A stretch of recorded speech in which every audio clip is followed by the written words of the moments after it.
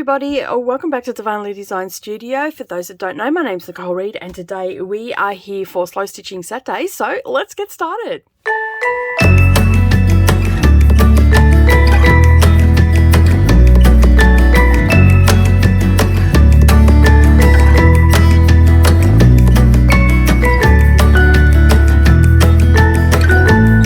Good morning or good evening everybody, and welcome back to the channel. Thank you for taking some time out of your day and spending it with me while we do a little bit of slow stitching. That's right, it's Saturday here in Australia, and that means it's Slow Stitching Saturday, and that's when we take a breath and slow down and do something that's going to take us a long time to do. Okay, so Slow Stitching Saturday to me means anything that is done by hand. So that could mean English paper piecing, maybe some sashiko, maybe some embroidery, any sort of fancy work, maybe some needle turn applique, things like that. Anything that is done by hand, that is my interpretation of slow stitching. There are many different interpretations of slow stitching, okay, but this is my interpretation, and I am basically working on some projects. Hopefully you'll be working alongside me.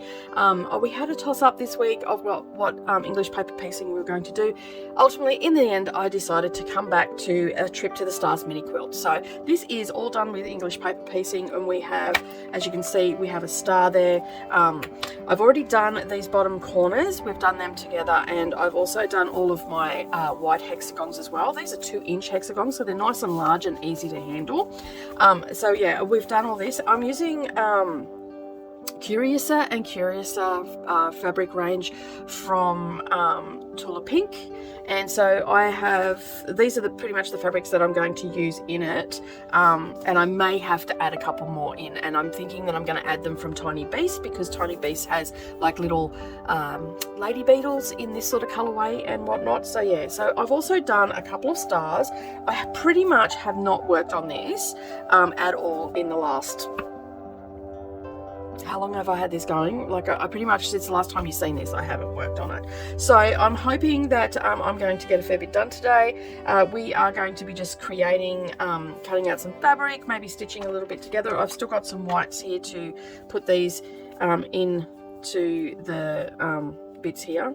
And you know, I am fairly new to English paper piecing, doing construction like this. I mean, I've done it in the past, and I've done a fair bit of it, but mostly with hexagons, not so much with shapes and stuff. And I think we discussed that in the last video, and I will link up the video, the last couple of videos that I did for this. So I might even create some playlists just for, you know, for when we've worked on this. So you can see it. You can maybe binge watch it one weekend when you're doing some binding or something like that. The videos generally go for about an hour. We just sort of have a bit of a chit chat along the way. Now, we have also discussed last week when we were doing the Birdsville cushion that we are going to be putting all of my projects, including ones that I haven't started, onto a wheel, and we'll spin that up during the video, and then we'll know what we're going to be working on next week. So yeah, so I have already done that because I use an app with a spinning wheel on it, and I've got a phone recorder app as well that I use so I can record that. So we'll cut to that during the video.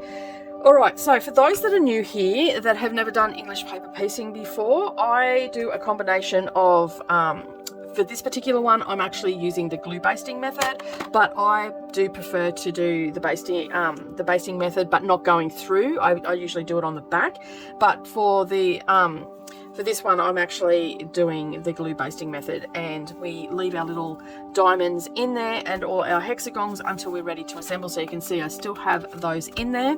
This little tin I got it with, I think it actually came with a sampler box, so I don't know, I haven't actually checked this morning, but I'm pretty sure that you can actually buy these individually, and I will leave a link down below. These are great little tins. I have 3 of them, and I use them for all different things. So if I've got a project, a small project on the go for cross stitching, I'll put all my floss and needles in there, and then I'll just chuck it into the project bag, and it's there.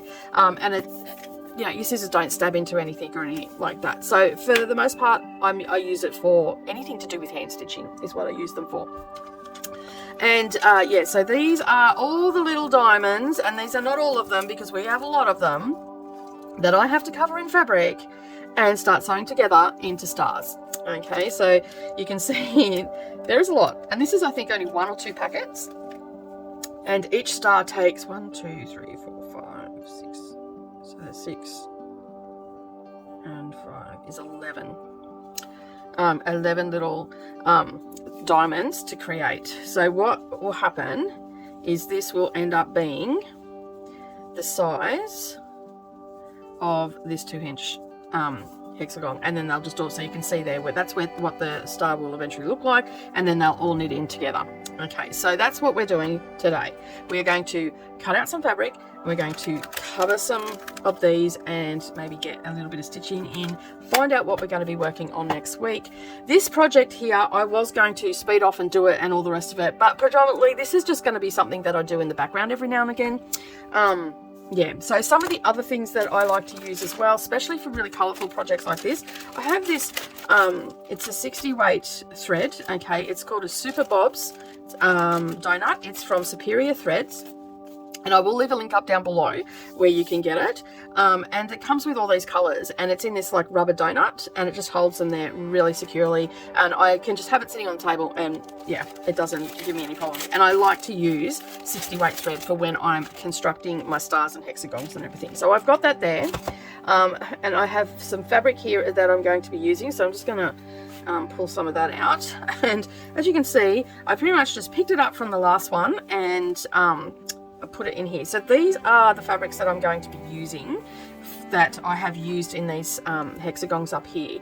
It's quite a lovely fabric, and the good thing is, like, because these little diamonds are pretty small, you know, some I might get a little cup on from this fabric, or I might get a little beast face or something like that. But then I've also got this light purple and white through it, the same as this one here. We've got that color there. We've also got this colorway here, and then I've got a green one which is quite bright. So I'm going to endeavor to get as much as I can out of these, and as I said, if I need to, I will add some the fabric tiny beasts, or I may end up getting some more of this one. I still haven't decided, but the tiny beast has this little Bitula pink, also has these little bugs that are in the same colorway as this, so I was thinking that I could probably just add that in. But we do have a lot of fabric here. You know, we've got the opportunity to cut a lot out of this fabric, and I'm going to be very sparingly with my fabric. We've also got some others that are still coming. We've got the teacup, and this one here, like, even though it's quite a larger print, I'm still going to put it into the diamonds because I think that it'll be very interesting, because we'll get some stripes, we'll get some dots, and yeah. And then we have the kitty cats, so we'll have the yellow fabric, and again, this will be quite interesting because, you know, we'll probably get an eye, like part of the cat's face, and then yeah. So I'm just going to pretty much, even though these sort of lend themselves to be cut up and fussy cut and all the rest of it, I do actually want to use these. Now, these ones here are the last ones. They're at the bottom of the pile. They are the last ones that I will cut up into the diamonds. So I'm going to go through all of this fabric first, and then these will be last. So these will only be a couple, and I will probably try to avoid the cat's face, maybe just get a little bit, not to get an eye or anything like that, because you can't get the same amount unless I start wasting fabric, and I don't want to do that. So we'll just see how we go with those ones, but they are going to be last. Now, we also made a design choice, and then of course we've got the white fabric as well. All right, they're a little bit neater now, and I need a sip of tea. So I have decided that I have been drinking way too much coffee, and it's been affecting my sleep and everything, so I am detoxing from coffee for the next month or so, and so I'm just going to be drinking tea. And I don't mind a good cup of tea. I like a really strong tea. So if I use tea bags, I use 2 tea bags. And it just, yeah, it's coming up to winter. I seem to like to drink tea more in winter than I do like in the cooler months than what I do in summer. All right, so last time we talked about what we were going to do for this centerpiece. I have since decided, so you can see here we've got these colored hexagons. I have not done them yet because I was not sure how I was going to do that. I have a very croaky voice because it is early, and well, it's not early. I woke up early this morning with all intentions of getting up and filming this because it's Saturday the 25th of February. I've lost my dates at the time of this recording. So basically, when we were discussing this before, I didn't do these center hexagons, which there is 2, 4, 6, 7 there. And the reason that I didn't do them is because I was in two minds whether I wanted a white center. So we have decided, because purple is my favorite color, that we will be doing this hexagon here.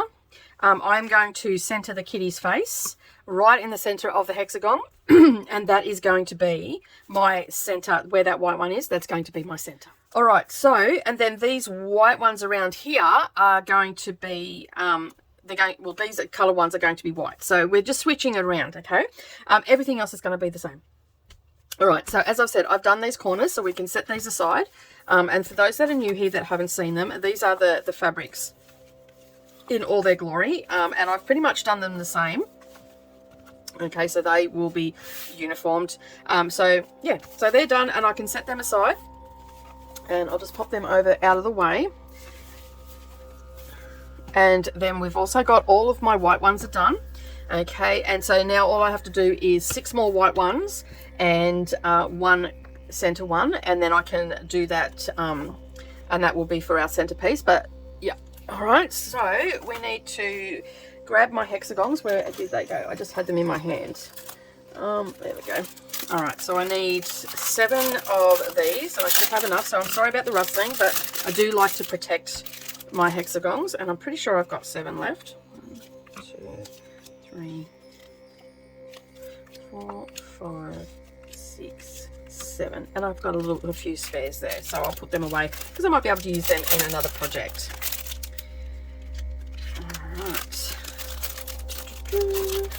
All right, let's set them away.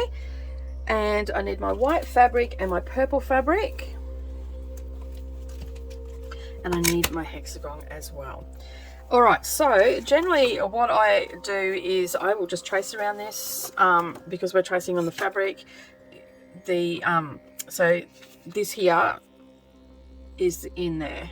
Okay, so you can see they've got a line, and basically you can see that the template is what the fabric is going to wrap around, and my template is 1/4 of an inch bigger all the way around, so that makes it nice and easy to cut my fabric. And I generally just use my I haven't ironed this fabric or anything like that. It is just basically going to be sitting in there. Sometimes I know that some people get a bit cranky with me because I take shortcuts and all that sort of stuff, but at the end of the day I do press my fabrics and everything, and I'd like to take shortcuts because it saves us time, which means that we can make more.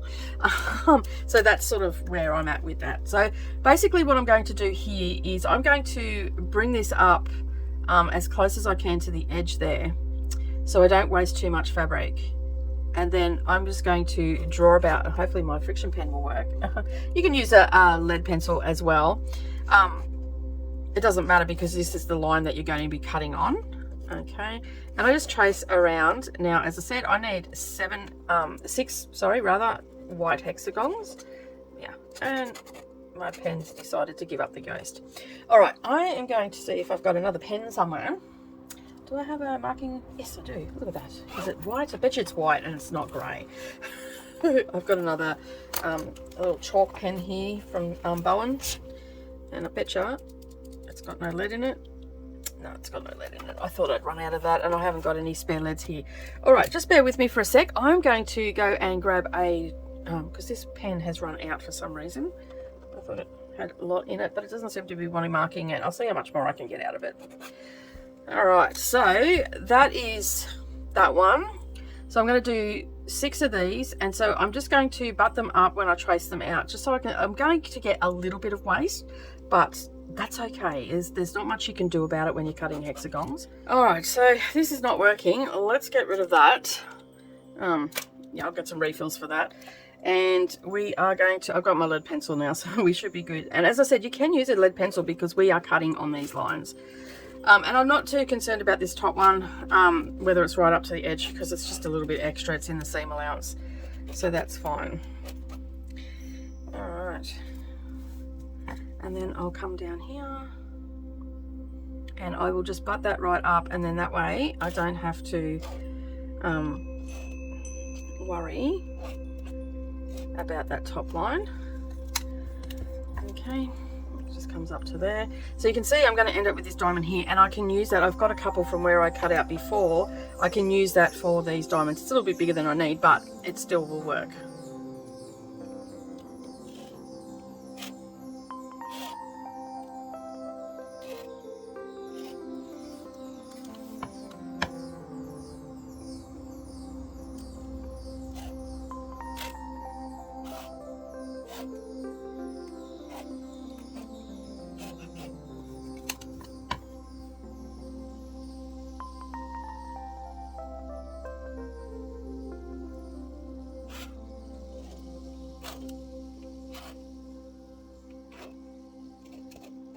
Alright, I'll pop that away for now. Move that. I will grab my fabric scissors. And then I'm just going to cut straight up. And this was a scrap piece of fabric from another project, so I've utilised that.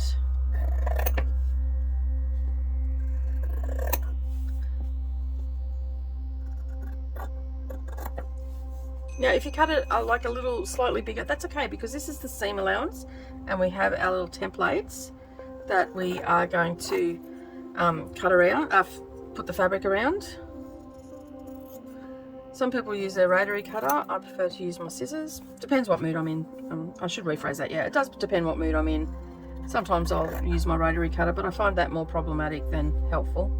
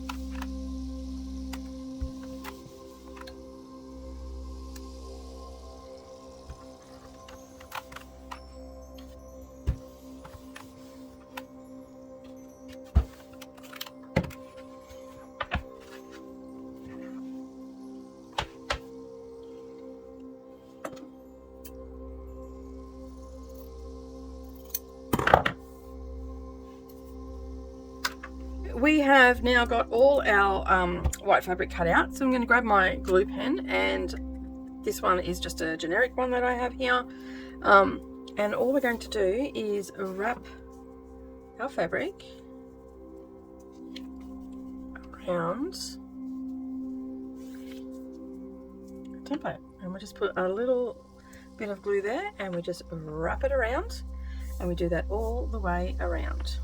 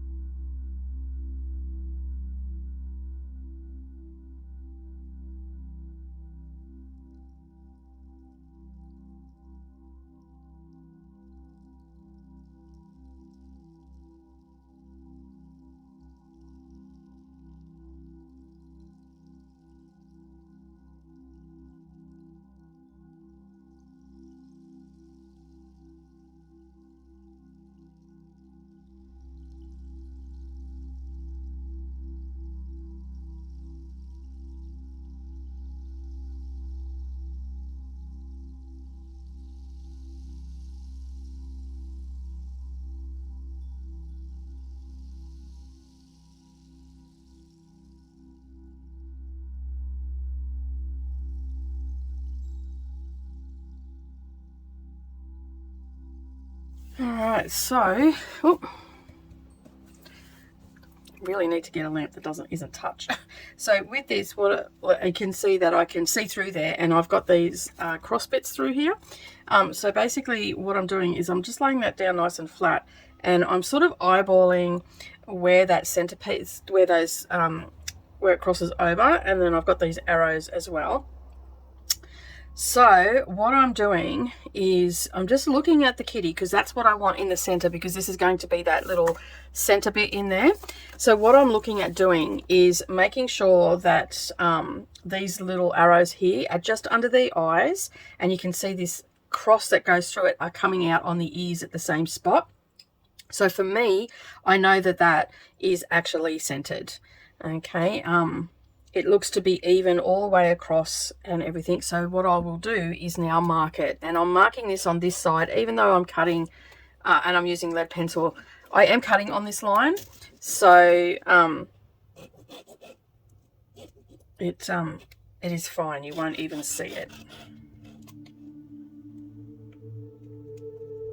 And when I cut it, I will actually cut on the outside of the line so it gets caught up in the seam allowance, not on the inside of the line or right on it. I will cut beside it, which will make my seam allowance a little bit bigger, but that's okay because we won't see it. It'll be wrapped around the hexagon. Okay, so where did I put my scissors? There they are. And I'm just going to cut on that side of the line so I can still see the line.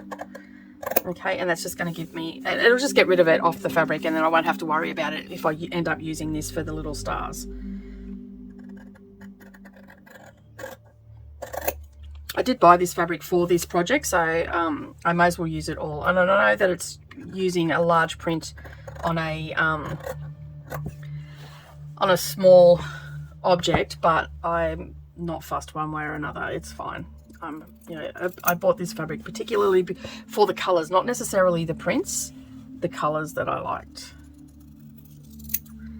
Okay, so there we go. What I'm going to do now though is, you can see on this template, I can see through here. So what I'm going to do is I'm going to lay that template on there again, and then I'm going to get my mechanical pencil, and I'm going to use the dots on the back of this. And that's what I tend to do if I do any sort of fussy cutting like I am now. That's what those little holes in your templates are for, so you can line up your paper template. So you can see my points all have to, for it to be centered, all have to be on where those holes are in my template. So I'm just going to lengthen my lead, and I'm just going to make a little bit of a dot on there on the back, and then what that means is I am not going to have my little kitty looking off center. Okay, that's going to help me get that centered perfectly. All right, so you can see those little dots there. That's where these little mechanical pencils come in handy, because you can lengthen the lead and you just gently rub it, and it'll go on there. All right, let me just get rid of my fabric.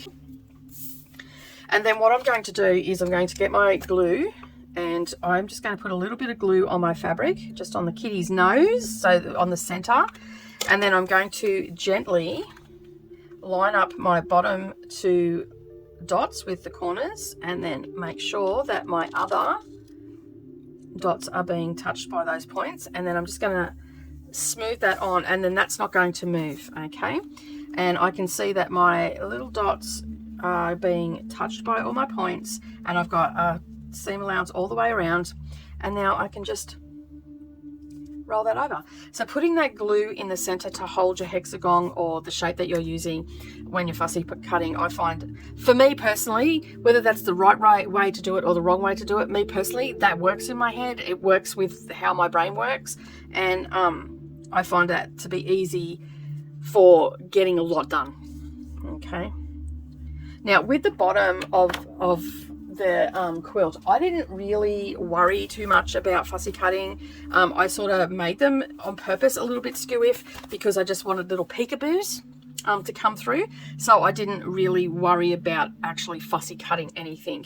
I just basically put the hexagons, cut the shapes out and then just wrapped it around. I didn't really worry about that because I, you know, like on this one I wanted the little peekaboo, and then this one I've got a hat that's like almost in the center, and then these ones I've got a girl on this one, and then I've got the tree on this one. I didn't really worry about it because I wanted the whimsicalness of that in those corners, because it's going to go better with the stars, if that makes any sense. But because this is right in the center of the quilt, it's going to be the focus. People's eye is going to be drawn there. So they're not going to be looking at these corners at all. That when they look at the quilt, they're going to look at that center part a bit, and their eye's going to be drawn to that straight away. So yeah, so basically that's why I am taking more time at this point. And I do have projects that'll be coming up, but where I will be doing a lot of fussy cutting, and I'm sure that I will get better at it because I'm not a person that likes to do fussy cutting, if that makes sense. Like I struggle with the waist.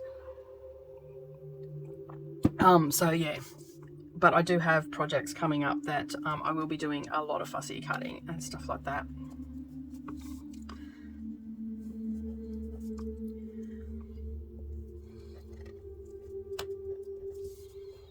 Them all rolled over. The glue basting method isn't my favorite way of doing things, but it definitely does speed things up. I prefer to do like there's people that they will baste their hexagons or whatever shape they're using, and they'll come all the way through. I personally prefer to baste on the back just to the corners, because I don't have to cut the threads out at the end.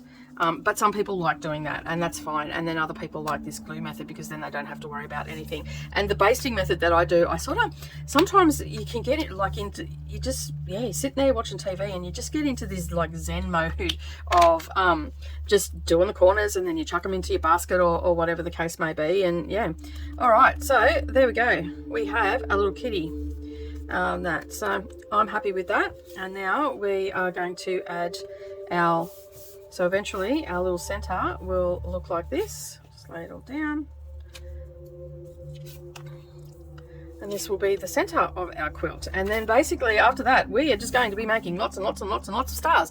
But as you can see, we have two different colorways. We have white in the center, and some color around the outside. So we've got two different types of stars there. At the moment, I'm just working on the colored ones, but then there's other ones where the color, where the white goes on these, this will be white and then this will be color. So I've just sort of, yeah, I'm probably going to do like 5 where I do like in each fabric, you know, like obviously I'll get more out of it, but basically I don't know what I'm going to do actually. I think like in my head 5 at a time, where I do 5 this way and then 5 the other way, so it's sort of even, so I get a nice mix of full stars with this and then white stars with a bit of this around the outside.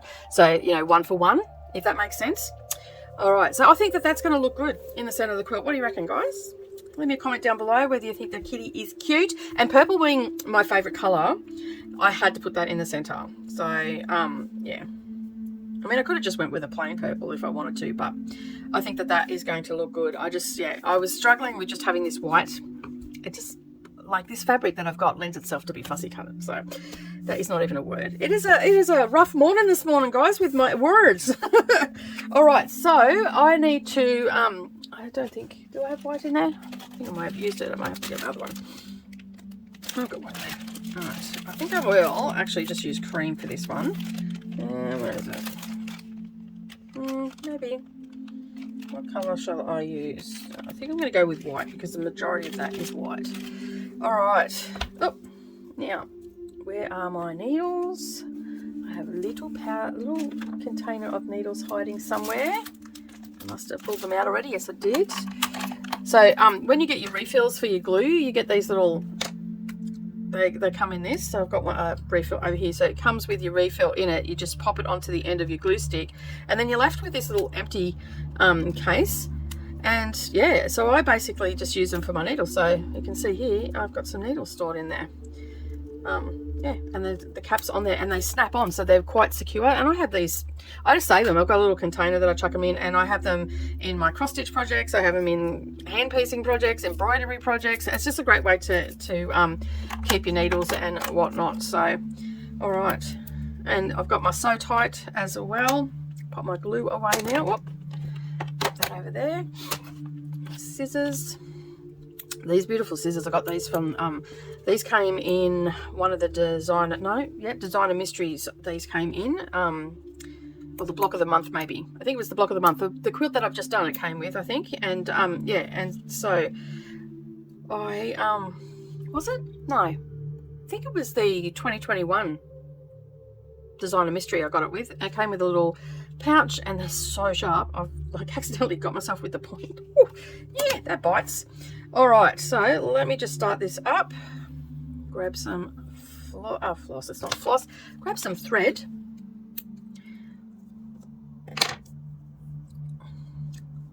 I'll try not to have it too long. Sometimes I get a bit carried away and have it a bit long, but for the most part, I just put a little knot in the end, and then I'll just grab my needle out.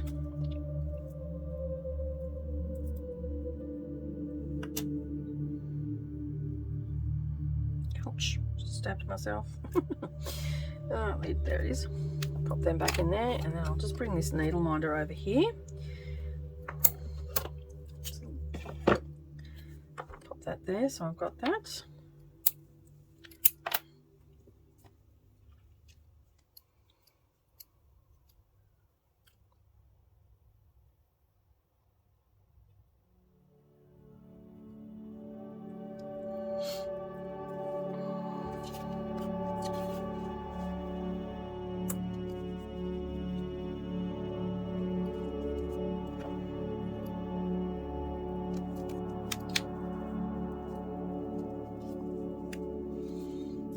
So anything that I've used today, I will leave a link down below. The glue here is exactly, it's just a Japanese one that I got. I couldn't get, at the time I couldn't get a Sewline one. So I will leave links down below for either this one here or the Sewline, probably both. And then you can just make your choice of what you want to use and whatnot. But they are pretty much the same. The only difference is the Sewline one is pink in colour.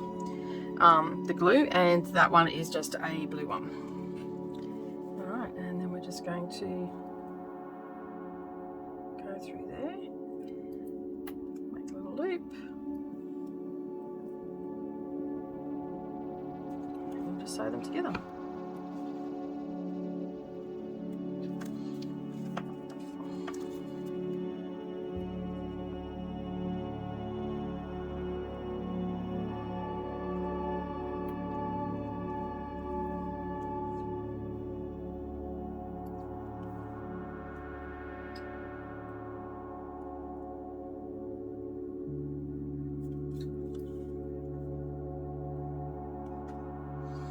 Now when I'm sewing it together, I'm just taking a little bit of a bite of the fabric. I'm not going through the hexagon paper. I am actually running it along the top.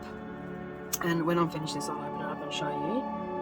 And using the 60 weight thread, I don't tend to have any problems with thread coming through to the front, but in saying that, sometimes you can see it when it's still wrapped around the card. When you take the papers out, it relaxes and you can't see it. So you just want to take tiny little bites, and we've had close-ups of this before. And I just go all the way along. I have been told that I'm a little bit excessive with how many stitches I put in, but I don't care. I enjoy stitching it, so I'm not overly concerned if I put too many stitches in. Alright, so I did try these the other day. I remember when in the Advent we got I got these little thimbles, whatnot. I actually used one, and then I just put the paper back on it, and it's still really sticky, but I'm going to just pop that on there just to protect my finger a bit, and then I'm just going to pop that little paper that I've taken off it just back into the bag. Yeah, so basically I'm just going to put one there, but I could have as many as I wanted depending where like if I needed one on this one to help me push it through, which I don't, but this will just protect my finger, because I know after I do some when I do EPP, because I run the needle across, I get these little like marks in my finger where I've like got my finger with the with the with the needle. So yeah, so I think just having that there is just going to protect my little digit a little bit better. And you can see it's just running across, and I'm not getting into my finger because I run as I come in, what is happening, I was like getting the tip of the needle was getting my finger, and it actually gets a little bit sore after a while. So I thought I would try these out, and it worked really well. And I was quite surprised because I don't like the feeling of stuff on my fingers. And I've got a thimble that I use on my needle hand. Where is it? It should be in here somewhere. Just to see if I can find it.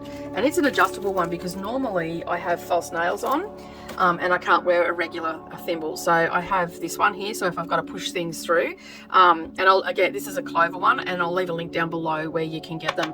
But it is good, and I forget sometimes that it's on there, especially when I'm doing a lot of stitching, and it's adjustable, so I can have it on any finger I want. But if you've got long nails, you can see there that the nail just won't get caught in it. So that is an issue that a lot of people that wear, especially us ladies that love to get our nails done. I am on a nail ban at the moment, because I just don't want to spend all that money on nails, and I was spending a lot of money on nails, so I'm on a nail ban. And that's fine. I'm learning how to, there's lots of different products on the market. I just recently got a product, but it doesn't give me much information because I'm getting it off AliExpress. I have really dry cuticles at the moment, and I'm using a cream, and it doesn't seem to be helping. So if you've got any recommendations for creams, like they're just splitting, they're getting really dry and they're splitting. No, you really didn't come here to talk about nails, but if you've got any suggestions for a product to use, I have really dry skin, and especially on my hands. Now I'm using gloves to wash up. I'm making sure that I don't have my hands in water. I'm using moisturizer. I'm using Aveeno, and Aveeno is normally really good, but it's just not working. But because I use my hands for so much for sewing and stuff like that, they just seem to get really dry when I'm doing a lot of stitching and stuff like that. Like this here, all this here is from cross stitching where I'm using the needles. It's just, yeah, I don't know. Anyway, if you've got any suggestions, I would love to hear it.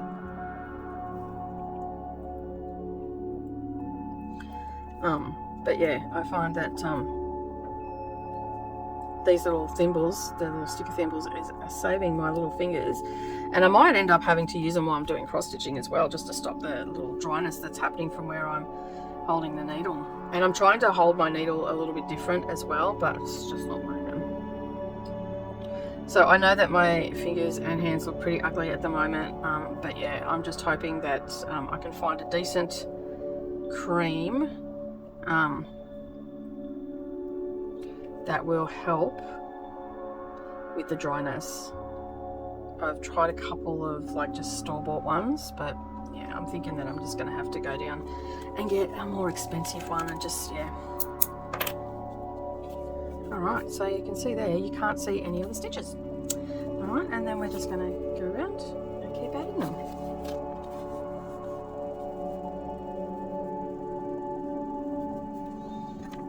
It's washing day. Can you hear my washing machine?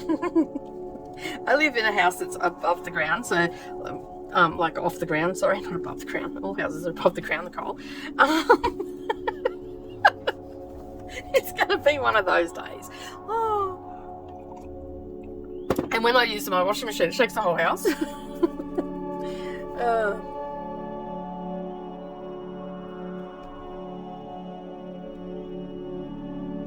Because my house is on stilts, so.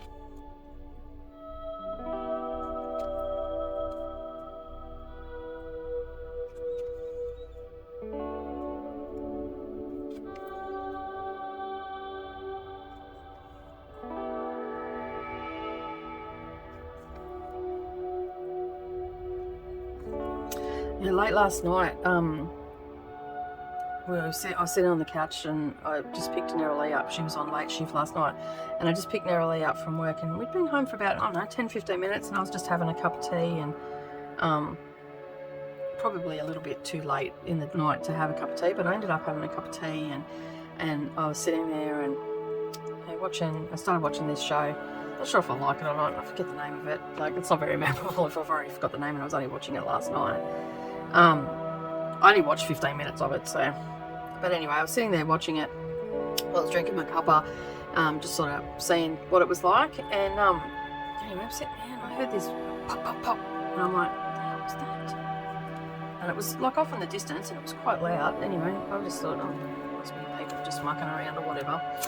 Anyway, this is where social media and instant messaging comes in handy.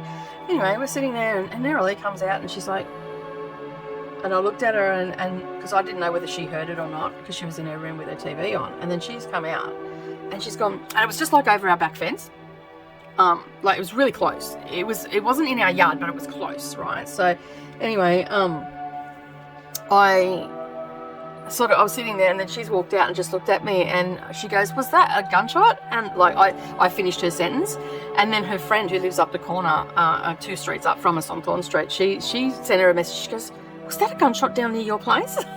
Like, we don't know whether it was a gunshot, but we walked around and locked all the doors and windows last night. We don't often do that.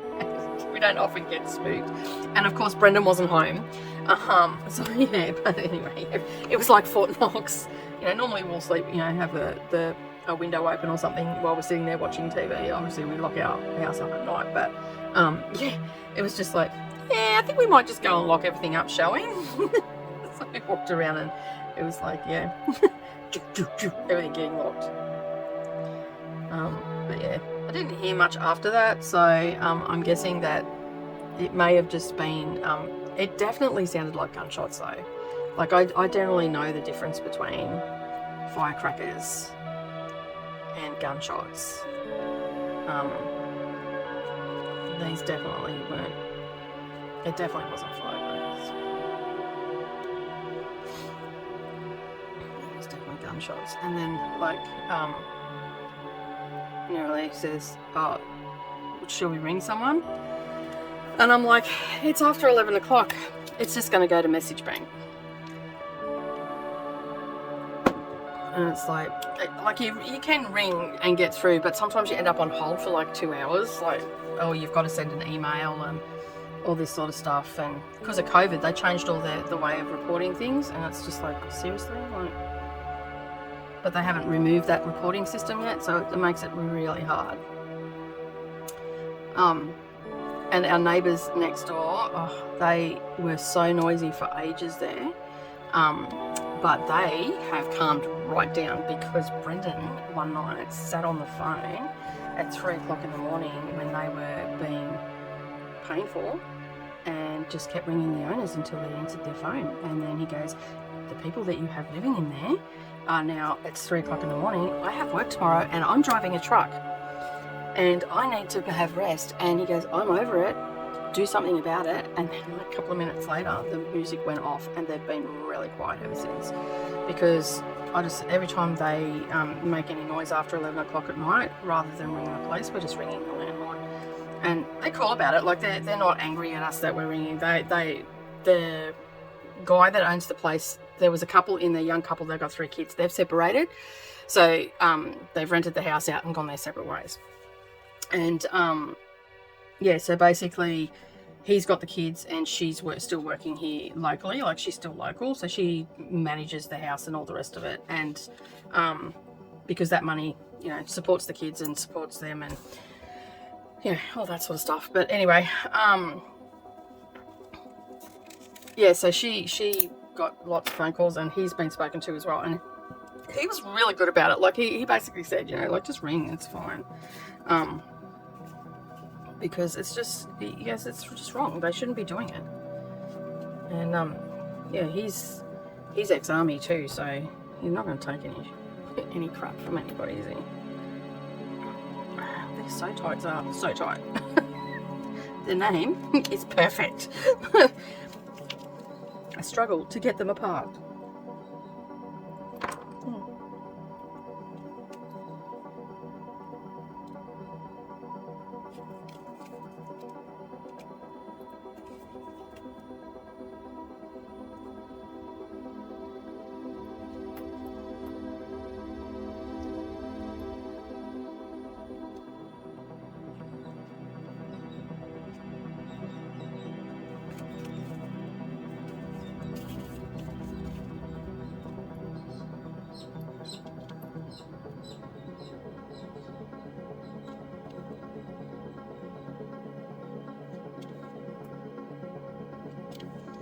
But they are super quiet now, and I don't have to worry about it. Like they haven't kept me awake it's been what, 6 weeks, 7 weeks, and they haven't kept me awake, or Brendan, which has been great. Like, they're still the person that has the doof doof music in their car, that when they come home you hear it for a couple of seconds, and sometimes that does wake us up, but that's not even as much as it was. Like, there was sometimes he would get home, and then at 1 o'clock in the morning or whatever, because the shift work down at the where they work, and he'd get home pretty late, like late for us, and late for the rest of the neighborhood as well, and he'd sit in his car for like 10 or 15 minutes, and my whole house would be vibrating. It was that, like, how this dude is not deaf, I do not know, because like I love music, and I love loud music, and I love having a good time and all the rest of it, and I'm happy for anybody to have a party, and but when it goes for like 24 hours, or you're coming home at 1 o'clock in the morning and the whole neighborhood's asleep and you're sitting in your car and it's vibrating the house next door, it's too loud. Okay, it's too loud, and you need to turn it down and have some respect for the people that have jobs and that in regular hours. Like, I get that people are shift workers and they run on a different time clock and all that sort of stuff. I'm very mindful of that. I grew up in a house that had a shift worker, so I'm very, very mindful of that. I'm quiet during the day. I don't have loud music because I know that they work late. Like, I'm showing them respect, and I just believe that they should show us respect. And there's been not enough of that, and so Brennan got quite cranky about it, and that's why we just started ringing the landlord, because we were getting no well, basically one phone call that we made to the police, which was very disappointing, excuse me, was, is there any violence happening up there right now? No, there's no violence, but the music is very loud. My house is vibrating, and it is 1 o'clock in the morning. Oh, well, we'll send someone out as soon as we can, and no one comes because there's no violence on that. And like, it's like, come on, all we need you to do is come up and just give them a warning, and they'll settle down. Like, our neighbours across the road, they are a bit like that. Like, they have parties and all that sort of stuff too, and but Brendan can go over there, knock on the door, and go, oi, what are you doing? And then the music will stop and it goes quiet, and that's at 11 o'clock at night, because they know, like, they always say hello to us and all the rest of it. They don't get cranky with us, but we can handle it for the most part. The only time we don't handle it is if there's a punch up going on over there, because that happens a lot too. Although since one of the people have moved out, not as much, which is good. But yeah, it has actually quite down a lot over there, which is great. So I always worry, like, a lot of the time when the noise is going on, there's no kids there, but there are kids that live there, and so it always concerns me when these guys are over there, that the kids might be there and all the rest of it. But for the most part, they're pretty respectful. And we said to them the other day, it was quite funny. This was a couple of weeks ago before, it would have been about, it was just before Brendan made the call to the landlord for next door, right next door, so right beside my house. And he was speaking to the people across the road that have parties and bunch ups and all the rest of it. And he said to them about, do you hear the music? And they started to go off their head and like get really cranky about it and all the rest of it. Brendan come home laughing. I'm like, what are you laughing at? He goes, here's some irony for you. The people across the road that have been raucous for years are complaining about the people next door to us for being raucous. I'm like, oh, okay. And then I said, well, come to think of it, they haven't been playing their music, because they often play their music during the day, and I haven't had to work around them. I haven't had to go over and say, hey, Julie, can you turn the music down for an hour so I can film, because otherwise I'll get a copyright strike if they hear the music in the background. And like, she'll just turn it down straight away. And a lot of the time I just, like, they don't get up super early, so their music doesn't start super early. So a lot of the time I do a lot of my filming and stuff like that in my pajamas at 5:30 in the morning, and no one's really up except for like the old guy next door and the guy across the road. But I've sort of had to adjust. Winter will kill me because that's too cold. Like, we get below 0 here and it's pretty cold out here, but so it'll be a bit later. But like, when he said that, I cracked up laughing. I'm like, well, there you go. And I said, hang on a second, they haven't been noisy over there, I haven't heard their music. He goes, yeah, they pawned their stereo. And I'm not laughing because they've had to pawn it because they have no money. I just thought it was just hilarious that the people that, you know, we've had the most problems with are getting cranky with the people that have moved in next door. And yeah, and they've pawned their stereo, but they've got their stereo back because they were playing music the other day. So yeah, so all is good with them across the road. Yeah, it's good, but I just thought that was hilarious. What's that saying? That's the pot calling the kettle black. Oh, dear me.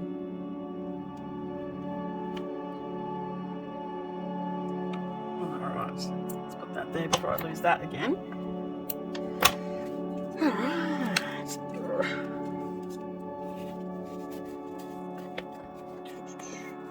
Looking good. I shouldn't have cut that thread then. Why did I cut that thread? I'm just used to cutting threads, obviously. Alright, let me just, because now I've got to get that thread to back up. So yeah, I think the guy that is the problem next door is, he's been told in no uncertain terms to pull his head in, which is great. Looking good. I think that's going to look absolutely fabulous in the center of the quilt. What do you reckon? I reckon it's going to. Alright, well, I should probably cut to find out what we're going to be working on next week. Alright, so let's cut to that video and find out what we're working on. Alright, so let's find out what we're going to be stitching on or working on next Saturday. Now, I haven't got this project here that we've been working on this week because I'm already working on it. So I left it off, and I purposely left off the Sashiko table runner because I've only probably got about an hour, 2 hours left in that, and I've actually put that on my calendar as a priority this week to get that done. I also haven't put any other English paper piecing stuff on. So after I spin today, I will add the project that we worked on today into the wheel. And I'm going to endeavour to get that Sashiko finished this week. Within the next 2 weeks, that should be done. Now, I'll just do an update when I do a slow stitching, and then you'll get to see it. But I have a lot of new projects on here, projects that I want to try. And obviously, as time goes on, I'll add more and more on there because I didn't go through all of my stuff to find out what I've got that I need to finish and stuff. I do have another embroidery project, but I cannot find it, so I may be restarting it again. I've only done block 1, so I may be restarting that again, which is fine because I don't think I was finished block 1 either. Alright, so I've set this up for autumn. Okay, because we're coming into autumn, and excuse me. And so I thought I would set them up as seasonal ones. Alright, so let's give it a spin and find out what I'm going to be working on next week.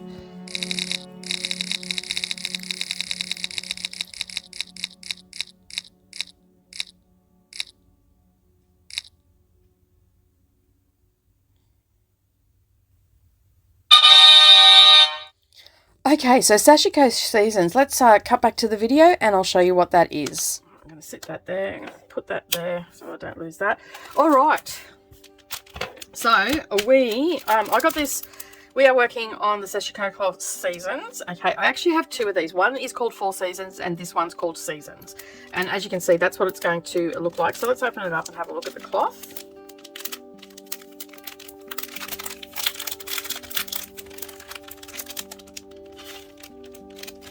Almost forgot that I was doing this. Okay, so it comes with little instructions and it tells you how to do it, so that's good. And that's what the little picture, like, it's not a very big picture, but that's what it's going to look like. Okay, and I'm just going to, these will probably get, I might actually frame these and have these up on the wall. I've got a little section in my house. I've got this one and then the 4 seasons in one piece. All right, let's just open that up. And it's all pre-printed and everything like that. And I am going to do this, I'm thinking like you've got that extra bit, so that's your backing. Goes over it after you've done it, I believe. I'm sure the instructions will tell me. This is the first time I've got one of these. I don't know who it's by. It doesn't actually say. Oh, it's by qhtextiles.com. Designed by Hitomi Fujita, I think it is. Fuji-ta, I don't know how to pronounce that, but anyway, that is who it's by. You can see that there. That's all the information there.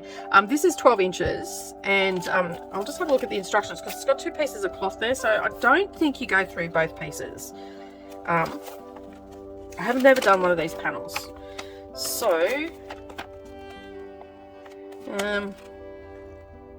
okay, so the ink is water soluble. Do not use steam. Okay, zigzag or stitch or overlock with sewing machine. Cut hem, pinking, shear, stop fraying. Okay, fold top and backing cloth to center lines. So this must be when you're going to be finishing it.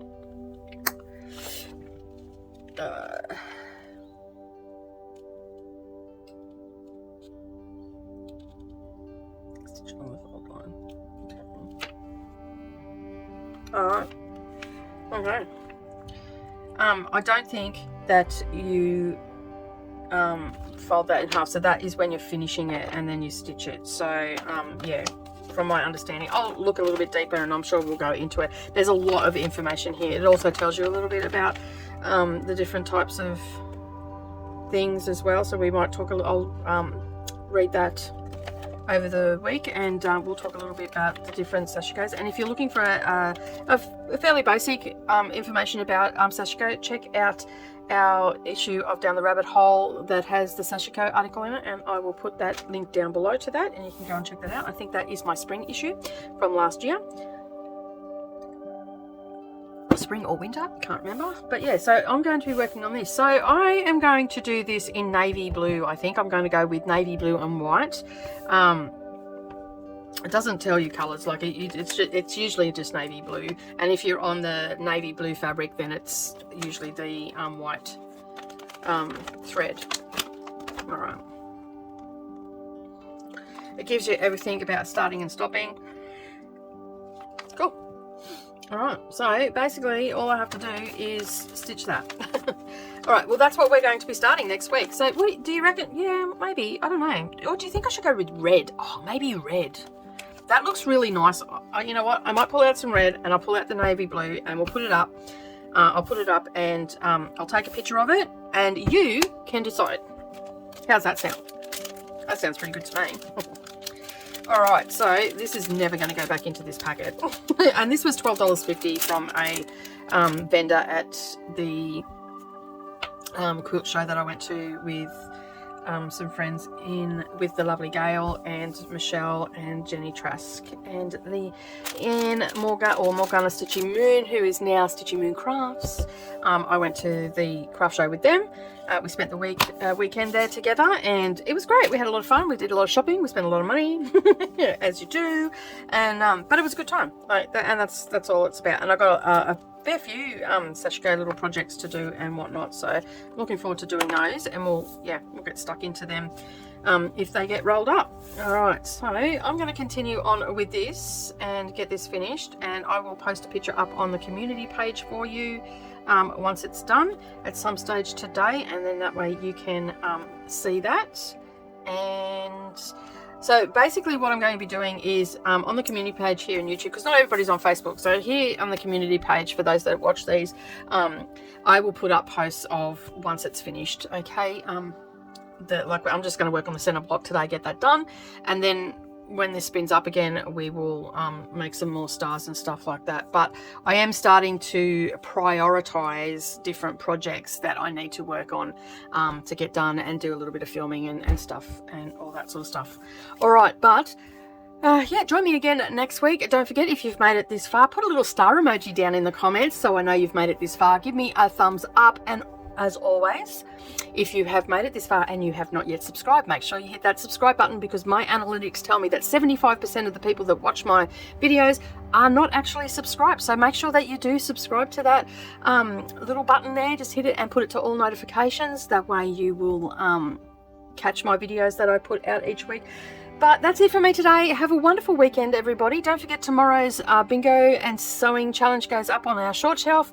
Don't forget also, if you are over in our Facebook or over on Instagram, share what you're working on, that you worked on while we were talking today, and don't forget to tag me as well. Have a wonderful day and weekend, everybody, and I will see you in the next video. Bye for now.